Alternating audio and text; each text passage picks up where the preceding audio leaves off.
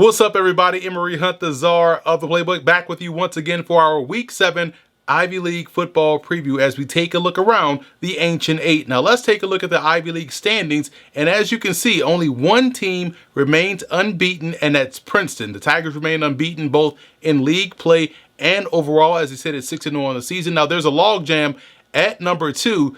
So many teams are 2-1 on the season or in conference play. 3 are 5-1, but what's impressive about those 3 teams that are 5-1, no one, including Princeton, has given up over 100 points defensively. That's winning football, which is why they're all over 500 on the season. Now, let's get into some Week 7 action on the gridiron, and we start on Friday night where Princeton takes on Cornell. Now, the Cornell Big Red and the Penn Quakers are one of 2 teams that are still looking for their first win in Ivy League play. Now, when you look at Cornell, as their quarterback starts to get more acclimated to the game and it becomes more comfortable back there at quarterback, he's a dual threat player, he can do a lot of damage. And we'll see if Princeton can stay on the right track, stay on the winning track, as they're coming off of a 5 overtime game victory against Harvard.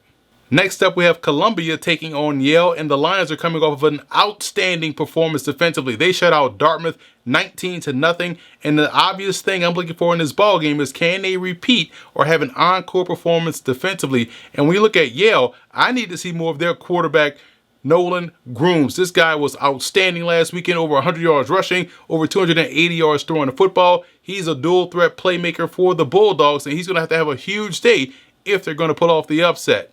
Next up, we have probably the biggest game on the Week 7 slate, and that's Harvard playing host to Dartmouth, as both teams are coming off of tough losses last weekend. We talked about Dartmouth being shut out, and Harvard is coming off that 5 overtime loss to Princeton. For Harvard, they can't let last week's loss become this week's problem, so they have to forget about what happened last week, move on, and try to knock out the Big Green. And for the Big Green, their offense has to get off to a fast start. They can't start slow like they did against Columbia. It's going to be hard to get things going if they start off slow against a very good defense like the Harvard Crimson.